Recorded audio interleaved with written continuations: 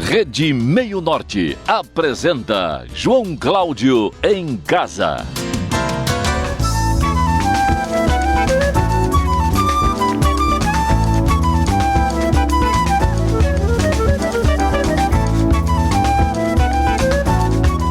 Ele não. Quando tem essas coisas modernas assim, esteticamente, tudo bem planejado por arquitetos, design, tudo, não é mais touca, não, é umas bandana igual daquele do Bel.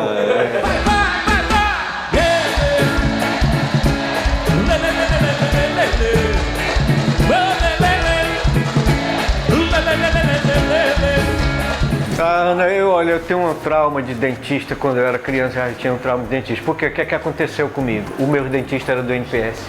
Então, primeiro que não dava anestesia para restaurar. A broca era sem anestesia. Depois, ele fazia 10 curativos para poder fazer a restauração. 10 vezes, bota curativo, bota curativo. Quando ia restaurar, não prestava mais. E aconteceu comigo o seguinte: o dentista, na minha infância, arrancou 3 dentes permanentes pensando que era provisório. 3. Ou dentista mal formado. E aquilo esculhambou a oclusão pro resto da vida. Que dente empurrou pra cá, ficou um deitado. Obrigado, meu amor. Chegou ao ponto de um dia eu estar com um dente doendo, o doutor João Forte arrancar outro. Primeira vez que eu fui no doutor Gerardo, aquele para bloquear anestesiou, eu digo, coisa boa isso, que não há necessidade de você sentir dor. Então eu já quero anestesia antes da furada. Agora já tem furada sem dor, né? Já. Anestesia sem dor, eletrônica. Mas o dentista consegue fazer isso na mão. Ele faz assim um negócio. A mãozinha leve. É a questão da temperatura do anestésico e a velocidade de injeção. Gustavo, eu tenho um conhecido meu que foi arrancar um dente, se formou em dentista. Primeira vez que foi arrancar um dente, ele deslocou a mandíbula do paciente, nunca mais ele foi. Ele, o dentista, nunca mais foi ou o paciente? Nunca mais foi, ficou traumatizado o dentista. Abandonou? Não, o paciente esse não ia mais, mas com os queixos caídos. E se espalhou a notícia, ninguém... Pronto, ninguém mais queria atender com esse cara.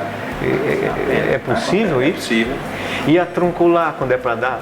Truncular, ela é forte, né? Pega, o nego às vezes fica com dificuldade até de respirar, né? A garganta fecha. A dentista pegou um pouquinho da minha língua assim, eu passei uma semana com a língua dormente. Acertou na veia mestra. A truncular é brincadeira. Quando eu era criança, não tinha medo de dentista, não? Eu tenho até hoje. Tem 20 anos que eu não vou no dentista. Mas escova os dentes, uma boa mecânica, né? Pra não ter que ir. A última vez que eu fui no dentista foi eu mesmo. Eu me operei. Gustavo, esse negócio do Brasil, o país dos desdentados, continuamos assim ou melhorou? Melhorou um pouco, mas melhorou um pouco. Houveram algumas políticas públicas, né? Nos 4 últimos governos que deram um avanço. Mas você sabe que a gente tem um retrato através da Turma do Bem, né? A gente consegue ter um retrato da realidade que passa um pouco longe da propaganda oficial do governo, né? Então a gente percebe que tem muita gente que não tem acesso ainda. Muitas vezes não é por não ter o serviço, é por ela não conseguir chegar até o serviço, entendeu? A dificuldade até muitas vezes de ter o dinheiro para ir até o serviço. E a demanda é enorme, né? E a demanda é grande, entendeu? Então, por exemplo, você sabe que o projeto social que nós desenvolvemos aqui em várias cidades do Brasil, que é o... Vem cá, no Brasil e no mundo, né? No Brasil e em alguns países, México, Portugal e todos os países da América do Sul. Esse movimento surgiu no Brasil? Surgiu no Brasil, através do Fábio Vibantos, né?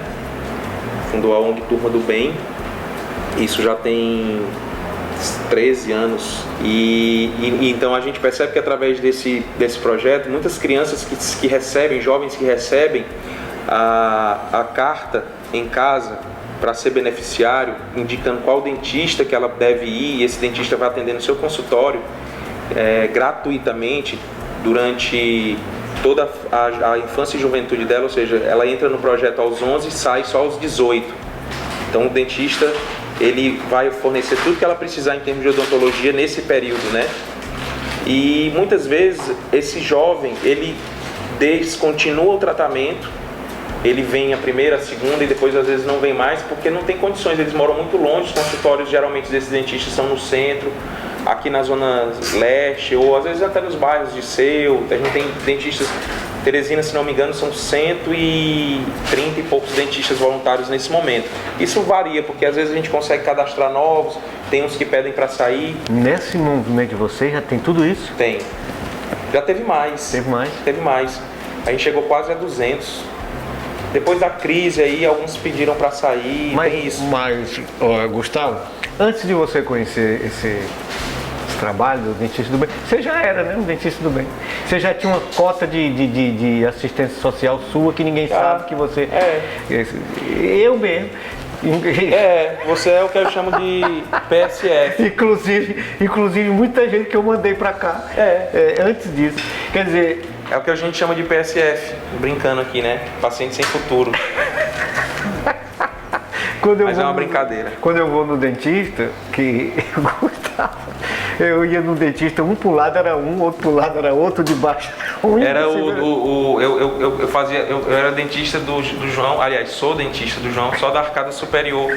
O Dr. Gilberto é da arcada inferior. Imagina, eu não falo com o Dr. Gilberto, assim, não se conversa. Né? Porque não se conversa apenas assim, ele cuida de uma, cuida da outra, a gente não atrapalha o planejamento. A gente tenta sobreviver. O que eu ia falar é o seguinte, é que lá, uma vez eu fui, e aí eu vi a antessala assim do consultório, ele falando com outro paciente. Aí ele falou assim, não, hoje aqui é o João Cláudio, que está aqui, e ele bem triste, o paciente aqui sou eu. É mais ou menos o que acontece aqui comigo também. Quando tu vem aqui, o paciente sou eu. Mas é muito bom, a gente se diverte aqui, conversa, filosofa, ri, chora, né? O Fábio, ele é um humanista, ele é uma pessoa especial, é diferente. O que ele é? Um místico, é um monge, o que é? O Fábio, ele é uma manifestação real de Deus na Terra. É um homem religioso, é? Acredito que não. A religião dele é o amor. É a doação pela humanidade, é as conexões que ele cria com as pessoas.